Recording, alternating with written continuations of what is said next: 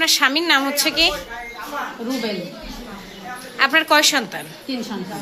আচ্ছা, এই ভদ্র মহিলাকে কি আপনি চেনেন? উনি তো এই যে আপনার বাসায় আসছে। চিনি নাই, আমি থানায় যাওয়ার পরে চিনছি। কত সালে?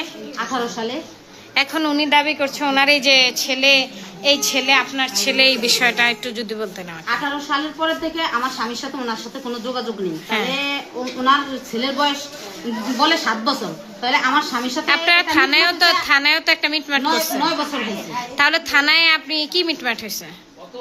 এরকমই ওই ঝামেলা করছে থানায়, আমি তো জানি না। আমার স্বামী যে ধরে নিছে কুকুর কাটলার থেকে। তা একটা মানুষের সাথে কোনো সম্পর্ক না থাকলে কেন আপনার, ভাইয়া একটু আমি জিজ্ঞেস করতে দেন আমাকে, কেন যদি কোনো সম্পর্কই না থাকে তাহলে আপনার স্বামী কেন থানায় আপনাকে ধরে নিবে?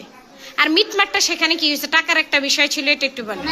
যে বলছে না ওনার মাল সামানা নিয়ে গেছে, তারপর থানায় ডকুমেন্ট দেখাইতে পারে নাই। তারপর স্যারেরা বলছে যে যাক, এটা যা হবার হয়ে গেছে, ওনায় যাতে ডকুমেন্টও দেখাইতে পারে না। ওনায় বলছে বিয়ে করতে, বিয়ের কাগজও দেখাইতে পারে না তখন কারণে। তারপর স্যারেরা বলছে ওনারা 50,000 টাকা দিন, তুমি নিয়ে আইসা দাও।